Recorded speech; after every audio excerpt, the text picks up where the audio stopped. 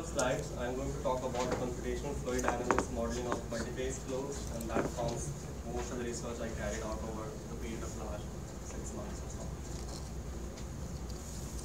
I'll start off with dust as an issue underground and discuss EMSHA regulations. I'll talk about the current technologies that we use to combat dust in continuous minor sections. I'll introduce you to vorticones and talk about the research goals.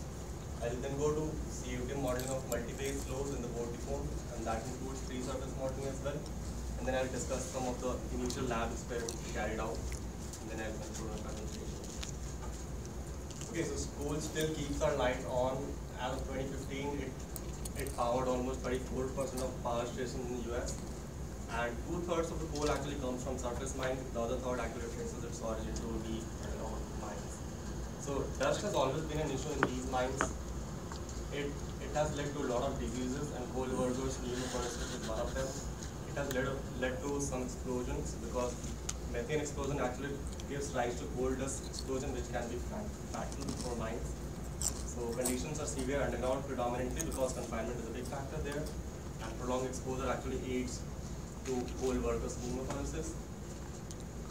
EMSHA report says that since 1968, it has contributed to the death of almost 76,000 people, and has led the mine operators to pay compensation to the tune of $45 billion. Now, EMSHA keeps on stepping in an effort to combat these diseases, and it enacted Miners Act in 2014. It actually came up with new dust rules, and these are some of the important dates. On August the 1st, all the mine operators were actually required to carry out a full shift sampling.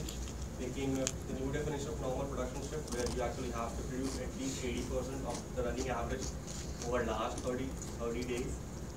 We are required to improve our record keeping come February 4, 2016, and we are supposed to have continuous personal dust monitors on all the miners who work on the ground. Since August the 1st, 2016, the concentration limits were actually reduced, and the overall dust standard was actually reduced from 2 to 1.5 milligrams per cubic meter of air, and the minor workplace, it was cut down by 50% to 0.5 milligrams per meter cube of air. So this actually called the mine operators to review their existing dust control strategies, most of which actually revolve around either one or a combination of these. So dilution, we actually try to pump in more and more air so as to reduce the milligram per meter cube factor. We have most of our drums equipped with water sprays, which actually wet the dust at the point of generation itself before it actually escapes into the mining atmosphere. We try to isolate the personnel and remote mining as an effort towards that. But it will basically concentrate our discussions on scavenging the air, and flooded wet dust covers are the way to go. So it's essentially a fan-powered machine whose overall efficiency depends on the capture as well as cleaning. When we say capture, we actually take into account the quantity of air that is actually being brought into the inlet. When we talk about cleaning, we actually talk about the air that is actually free of dust. So under certain experimental conditions, they have actually shown reduction capabilities to the extent of 80% or more in some cases. These are almost an integral part of all continuous miners, and as a matter of fact, we propose one such scrubber for a long-haul shredder as well. This is a brief schematic of how it works. So we bring in dust-laden air to the inlet. We have an impingement screen which is flooded with water. Usually it's full cone spray there. So this actually increases the chances of being caught, the dust being caught there. And then we have a diminisher downstream with sump which actually gets rid of water. It basically works on the principle of conservation of momentum. Water droplets are heavier, they cannot change their directions as frequent as air, and they get caught in one of these hooks. And a fan basically forms the workhorse of this operation. Now, continuous miner phases require a unique ventilation system. So EMSHA has a couple of rules laid out for that, and we actually are supposed to bring in at least 9,000 CFM of air in the last open crosscut, and at least 3,000 CFM of air at the working phase. And this is usually done by a series of curtains and regulators. So airflow basically moves towards a blind heading, and there's a lot of circulation going on there. The operators are actually kept in the fresh air, and flooded wet dust covers though are not an active source for ventilation. They need to be included in the ventilation plan that we need to submit to EMSHA. This is set up on a typical continuous miner, joy 14 cm. So we have an inlet that's kept very close to the active coal phase so as to offer a high view factor, thereby absorbing most of the flattened air as soon as possible. Then we have an impingement screen which again arrests dust. We have a duct hook that guides the airflow towards the demister. We have a demister that takes care of water droplets. And then we have a fan, and then we have discharge. But these machines are extremely efficient, and these are graphs from some of the studies that were carried out by now. The addition of dust scrubber reduces the exposure at the return level by a big margin. Wetted drums are obviously more efficient, and the level of exposure continuous minor operator also is decreased there. However, the impingement screens are basically made of 10 to 30 layers of mesh, and they get clogged very soon. So the airflow is reduced by a factor of almost 33% after every cut, and they actually have to be replaced. That's true for demister 2. They need to be cleaned weekly, and for that reason, the continuous minor needs to be brought under a supported rope. That means even if the machine is present electrically and mechanically, it won't be working at that point in time. So this leads to our research goals. We are actually trying to find a scrubber that is of course very efficient.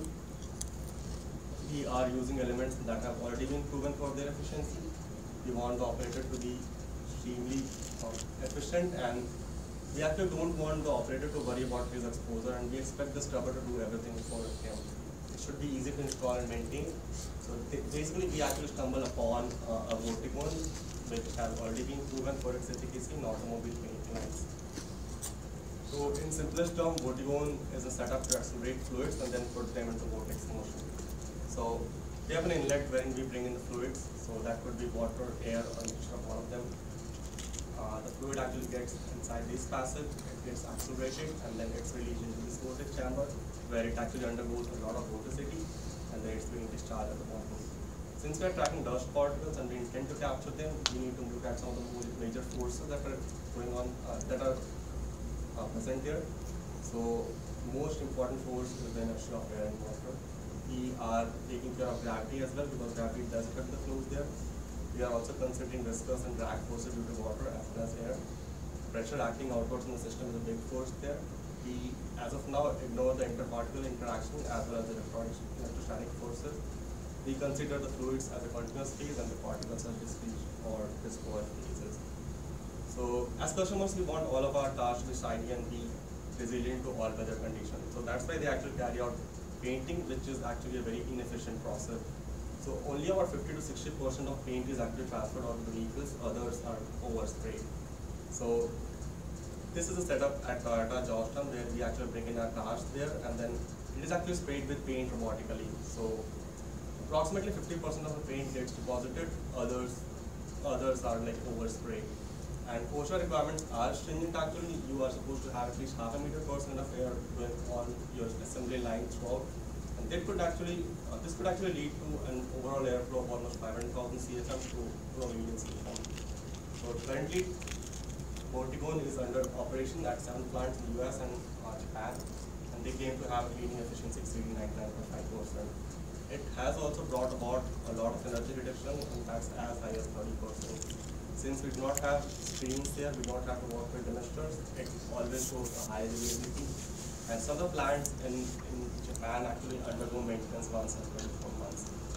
So size of paint particles usually lies between 1 and 300 microns, and the dust particles being encountered in my atmosphere actually occupy a lower end of that. So we basically have particles going all the way up to 50 microns, which could be respirable. Basically, our research approach is three-pronged. We carry out CFD modeling on automobiles. We run some experiments on scale models, and then we expect those scaling laws to work for full-scale models. So we choose CFD model as the engineering tool to model these flows. CFD is very efficient, particularly for developed by aerospace engineers. Chemical engineers modified them, and it is being successfully used to model ventilation all around as well. And it has actually been validated many times over. So it's a finite volume method where we basically carry out an algebraic integration of all these Euler's equations. Basically, we have time-dependent equations. Those are 5 in number. So the very first is the continuity equation. It's also the equation of conservation of mass. The other 3 equations conserve momentum, and the last one is the energy equation.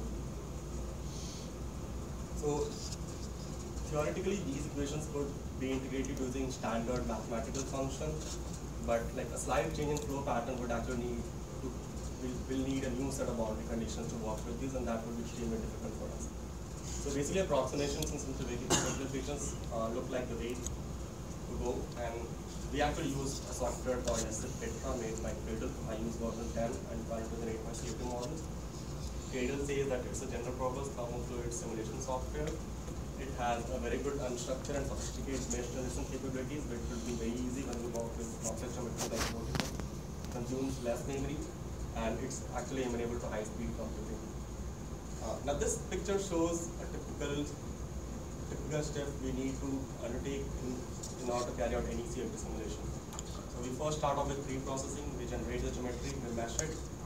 We then impart boundary conditions, we solve it, we post-process that thing, compare this with our lab experiments, see whether they match. If they don't, we go back and then re-mesh it or look at our analysis conditions one more time. The last step is usually mesh independent study. So basically we want to ensure that our mesh actually explains physics and our results don't vary when we change the meshes. So we start off with pre-processing. I choose PTCPO to generate my drawings. So I import this drawing into my software. I ensure that my geometry is clean. It doesn't have any erroneous figures or elements, because those would actually be extremely difficult to mesh, or those actually lead to divergence by calculations. We identify the market and redshift flow volumes, which would be this. We decided to work with half a vorticone because we would actually require fewer number of elements. If we really want to go with high number of elements, we would actually use the same number of elements to mesh this densely. This is a free slip plane, so we won't expect a lot of loss of flow back when we work with half this geometry. So this is the final geometry I import. These little cells are called octree, and these serve as possible location for my mesh elements later on. I refine the octree very close to these surfaces because that is where I expect my air and water to interact and have chemicals there. I insert 5 layers of prism there in order to calculate and capture those viscous forces. So I generate my surface mesh, I generate my volumetric mesh. I want to make sure that my meshes are very good. So I basically take care of 2 factors. One is H factor, and then next is a prism layer insertion. So when you say H factor, it actually stands for a ratio of the largest diameter of a circle, largest diameter of a sphere that could be fully enclosed inside a tetrahedron, to the largest diameter to the smallest diameter of a sphere that can fully enclose that tetrahedron. So for a regular tetrahedron, it is 0.33. We want to get as close as possible to this number. We want to ensure that we capture the majority of the viscous force on the surface, and ensure that we at least have 99% of the surface covered with prism layers. So like there is a catch-22 situation. We want to generate real high quality mesh. So we want to go with larger number of elements, but that would also mean that we'll have to run that calculation for much longer time. So basically we arrive at placing those small number of elements at exact location rather than going with real high number of elements. We define the analysis conditions next. So the very first step is choosing a suitable turbulence model. Choosing a suitable turbulence model is like choosing a drill bit for drilling a very special kind of hole. There is always a bit that serves motion purpose, and that is my standard K-absolute model. It is fast, it has been proven many times over, it's accurate, it's very robust. I actually choose SST K omega model because it has been proven to work deadly well with separating an adverse flow. I do encounter a lot of recirculation, and this model is actually able to simulate that to some good extent. So now we actually want our dust particles to be captured by films, and we actually expect the dust particles to be captured by films. So we need to find a way in order to simulate those films. So that is where the term VUF comes into picture, and it's basically a numerical method to track free surfaces. So it's very similar to what we have in chemistry, and which is called mole fraction. So VUF is the ratio of volume of a constituent to volume of a mixture. So for instance, for this setup, this cell is entirely filled with water. So I import it a volume of fraction of 1. I could have gone the other way around. And then I actually have air to have a volume of fraction. Like this cell has a volume of fraction of 0 because that's completely empty. This is completely filled with water. So it has a volume of fraction of 1. So all these fractional numbers will actually show the interface. 0.06 is an interface, but 1 is an interface, though it has a lower quantity of water there. So captures are actually functions of VOF. So I actually use two different VOFs here. I use 0.25 and then 0.50 for my preliminary investigation. We move on to the boundary conditions. So we let in air to the center of the vorticon and we release water at the periphery. Since we are working with half vorticon, this is like a dummy surface. It's virtually non-existent, so it doesn't actually offer real shear forces. All others are smooth stationary walls. This is a transit state simulation. I actually run this simulation for 1 second of physical time, which is a large time for this setup because my particles and my air is moving very high. I run transit state analysis for next half a second in order to track my particles. The problem with this setup is my time step is really low. It's like 15 microseconds. So in order to simulate this film for 1 second, we actually have to run the simulation for over 60,000 cycles, and that is very slow. I have two working fluids, incompressible air at 20 degrees Celsius and compressible water at 20 degrees Celsius. I ran a couple of simulations where I actually assumed air to be compressible, and I didn't see a lot of changes, like the temperature rose by a maximum of 0.4 degrees Celsius. So my boundary conditions revolved around velocity, static pressures, and wall conditions. So I generate particles at this surface. I release 25 particles every 0.5 milliseconds just to ensure that the flow is actually continuous. I use VOF to capture my interfaces. The initial surface of the liquid is actually horizontal there before air moves in, breaks the surface, and then spreads it all over in terms of the vorticon. As far as the assumption for dust particles are concerned, I assume them to be spherical solid bodies. They do not interact with each other. These are uncharged as now. I know that the whole industry is actually based on charges, but I'll look into that sometime later. I work with two different diameters, 1 micron and 10 microns, and a specific gravity of 1.4, which resembles typical code. If my particles don't hit my interface, they actually come back with a coefficient of distribution that is 0.75, so their velocity is actually reduced by a factor of 1/4. Whenever my particles meet a cell that has an assigned VOF, I deliberately impart a velocity, magnitude of velocity equal to 0, so as to make them stationary. Now those particles could still be carried away by the incoming air and water, so I deliberately impart them a diameter of 0 so that drag is pulled down. I keep on counting my particles at downlift, and the difference actually gives me the actual capture. So this software doesn't have a built-in capability to model captures on free surfaces, so basically I wrote a user-defined function, integrated that into my solver, and then ran my simulations. So basically we solved established flow fields, and I require my condition file and my mesh files for that. We solve for specific parameters, and one of the parameters is VOF here. This is just a plot of velocity for the entire cycle of capture. So it actually starts somewhere at 66,000, goes all the way till 88,000. So we do have some spikes where we have like real high velocities, but motion velocity comes very close to these numbers. So again, this solves the conservation of diffusion equations for all those elements. So solving is a very computationally intensive process. It is very complex. On top of it, I am actually working with 2 different air flows, 3 different water flows, 2 different diameters, and 2 different layers. So I have altogether 24 scenarios. I also want to make sure that my time steps are real low for my transit state simulation, so I'm not allowed to move beyond 15 microseconds. So I also model captures for the next 0.5 seconds. That means approximately 1.5 seconds of physical time for capture. Now, I have a real good computer. It's like 8-core machine with 32 gigs of RAM. It still took me 116 hours to model one simulation for 0.25 millimeters. That's where I actually had to move to the mining department's supercomputer, like high performance computing facility where I generated film. I still kept on modeling captures on my local workstation. And this was only for 0.25 million element, which is a very poor slash for this setup. Some of the post-processing result, I have got 2 planes where I show the velocity vector. So the fluids actually get accelerated as they move inside this concentrated areas. And the second picture or video is actually streamlines of flow. We see some recirculation there, which also leads to a loss of energy. This is very peculiar because we actually have a spinning surface of negative pressures there, where we have a zero static pressure there.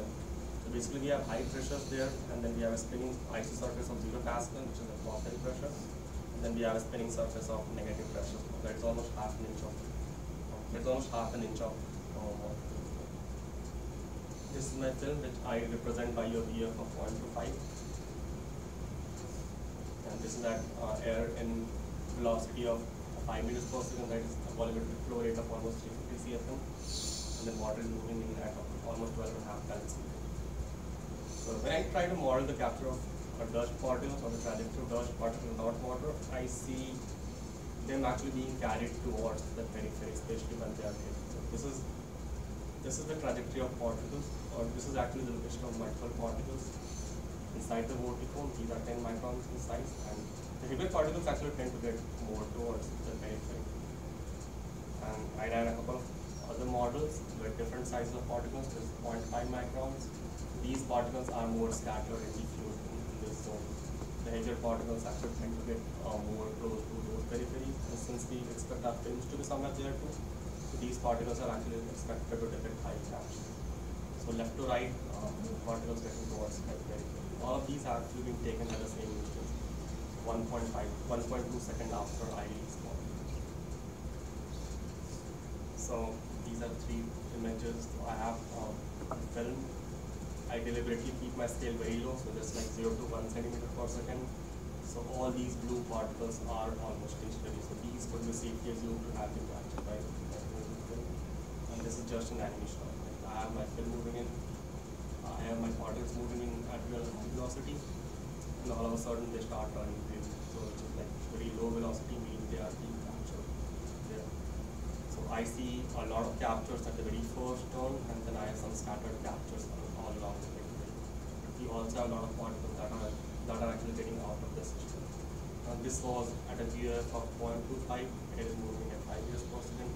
Water influx is 12.5 gallons a minute. And dust particle size is 10 microns. Looking at some initial results. So I do have isosurface of 2 VF. The red is 0.5, so it's actually closer to the surface. The green color is 0.25, so it's actually further away. For all incoming velocities, I see lower captures with 1 micron particles for 4 meters per second, and then 5 meters per second of inlet air. The heavier particles, that is 10 micron size, tend to get captured more. And we would actually expect higher capture with lower VF because the surface is actually moving away from the solid surface, and therefore we actually have a high volume close to it. So 0.5 is actually close to the surface, and so we have lower captures like 43%, again 35% for 0.5, 69% against 55% for the high, for the surface with high. So if you look at the mass flow rate of water, it actually tends to reach a peak and then keeps on fluctuating, and then it will never reach a steady state. So basically it's a case of fluid instability, which is different from unstable flows. So both of them are actually very different phenomena. So these are usually encountered when 2 different fluids with different mechanical properties interact. And this is a simulation of a higher fluid trying to move over like a less denser fluid. So above a critical velocity and at a certain curvature aided by gravity, these surfaces will actually never reach a steady state. It will be turbulent flow forever. So shear flows are usually turbulent. So this is a case of Rayleigh-Taylor instability. This is a case of Kelvin-Helmholtz instability.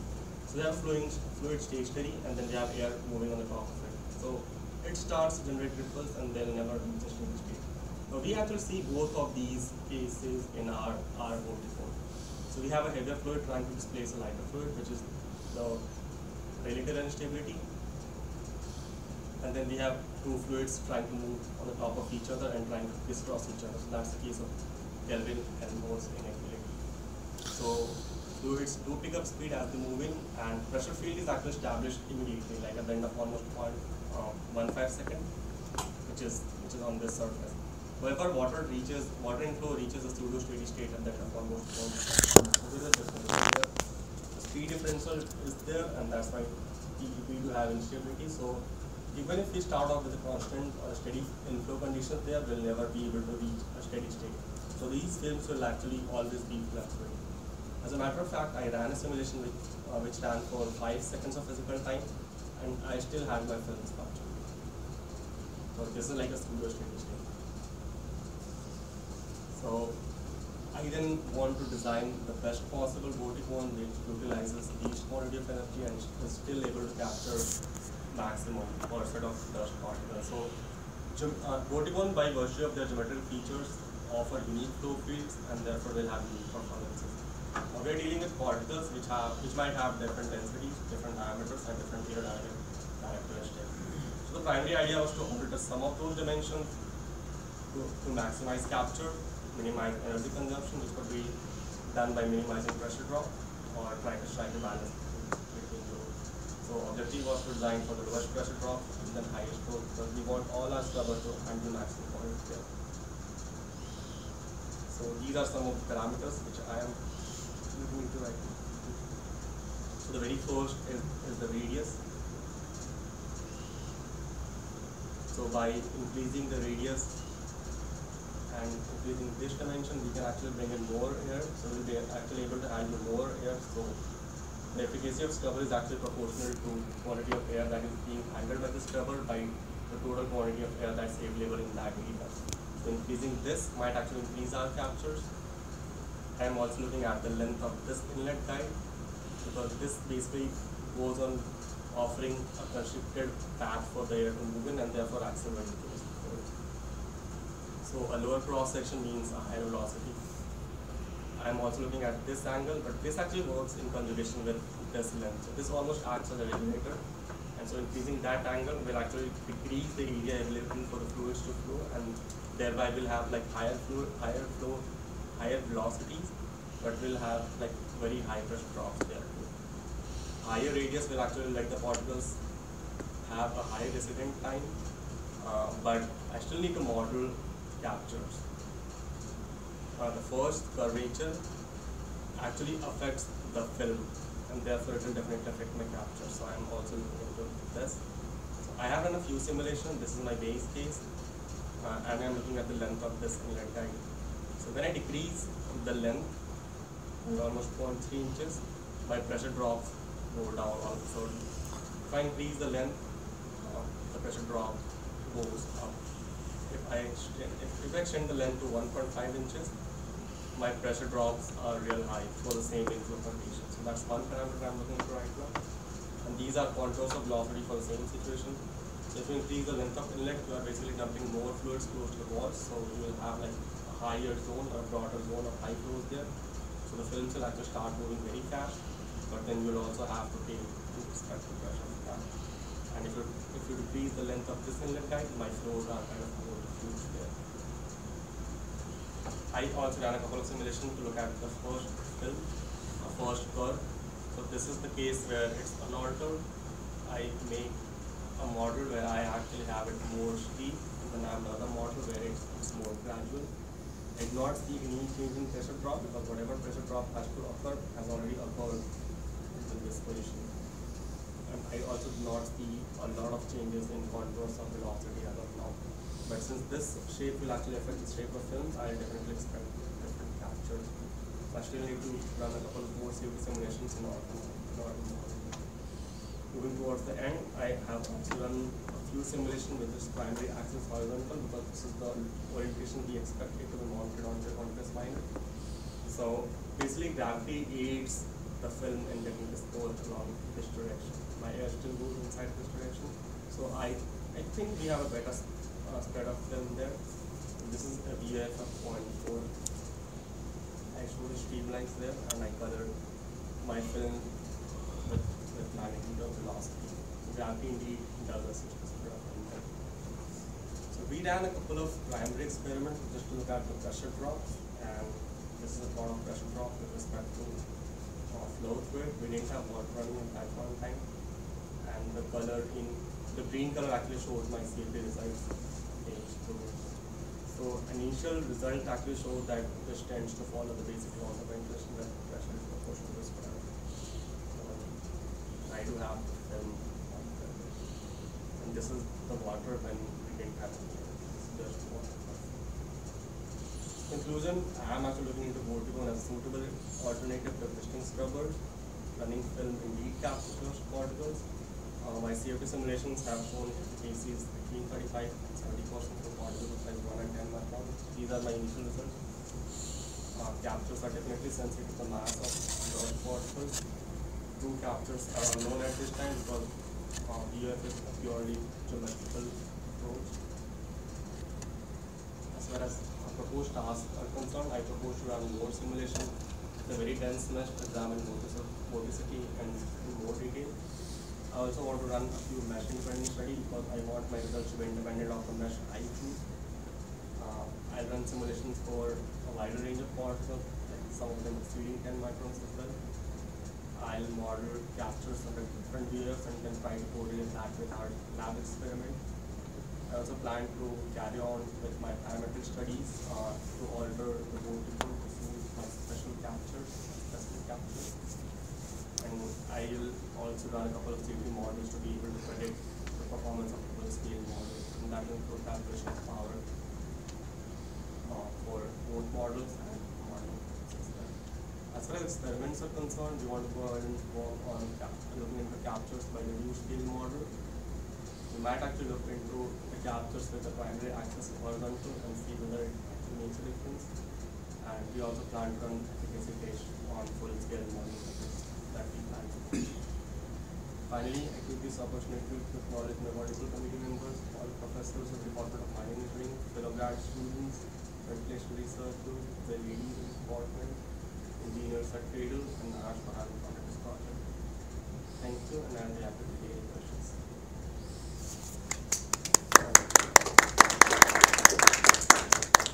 Just wanted to say, I think you should acknowledge Dr. Saito since he invented the forever. So just to let everybody in here know. Yeah, so basically Dr. Saito was behind this protocol and has got a couple of patents.